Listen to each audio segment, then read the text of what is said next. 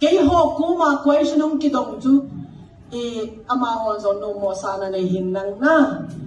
hi che GMF di hai chu it to banga i counter ball di ba ha ei hi le na tiu na chụp chapa umun ka ti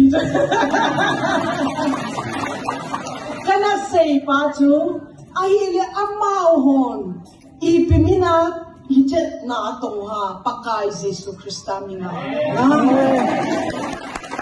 chun Philippines bung khachang som le nia kuna som le kita chun a EPP hi song le na pakai Jesus Christa mi na sei le ke ka ki pa e ti chula na he thi lo le song na sei sit na right na nei lo chu Christian khat na hi na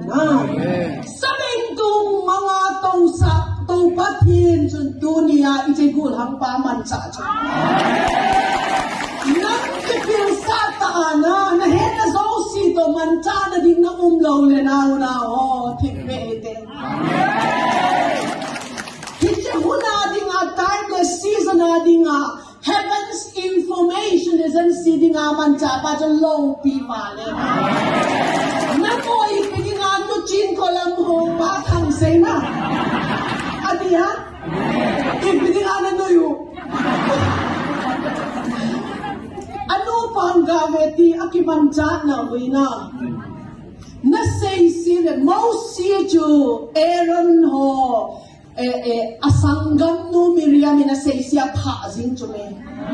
no na hello ta sin na len sunga tumning pa chu ki cha na he thim lo wa hi le na a holy problem can say kills the spirit gives life in its fullness of Egypt. It's a total a problem traditional igin sa na pawi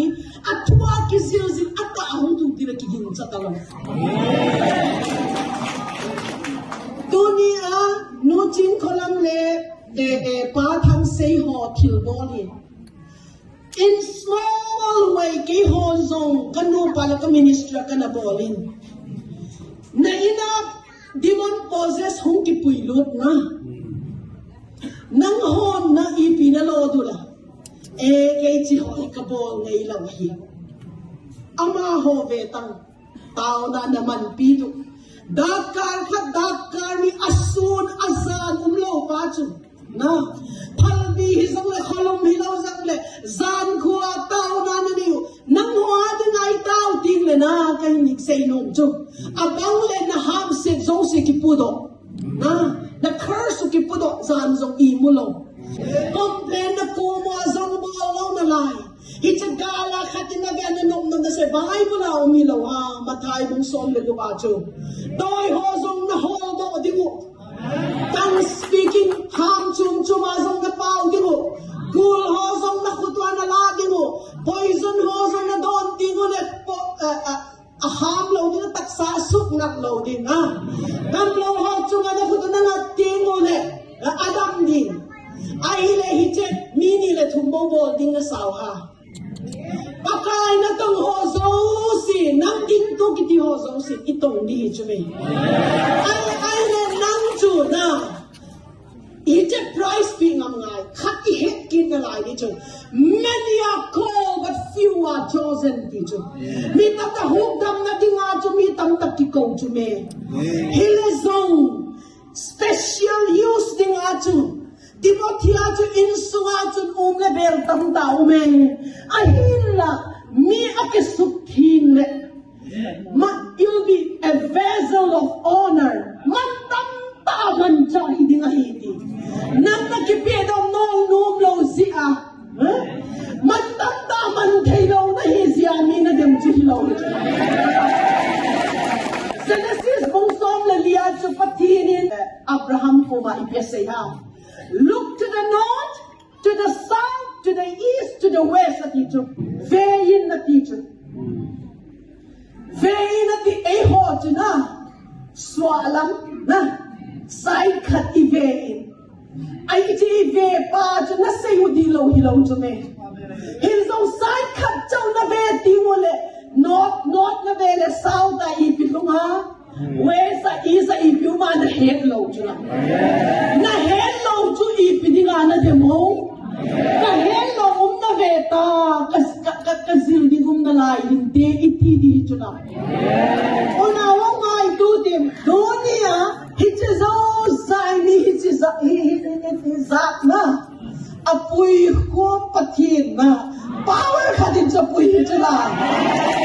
Yano kya Satan power titao ha ako ye na hila zong dunia hichilaya hum ko mon pakai Yesu Krista thang bale tunga kuna pakaya kuna lo chun pakai Yesu Krista athang ba the Kristo doni na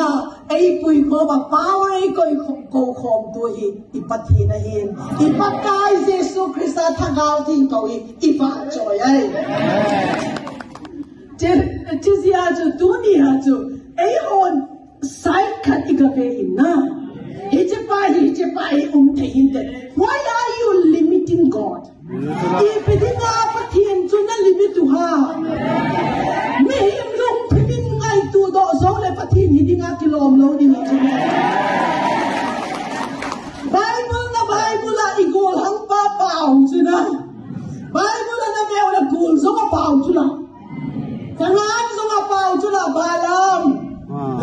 kimpu adong ki zong apao chula,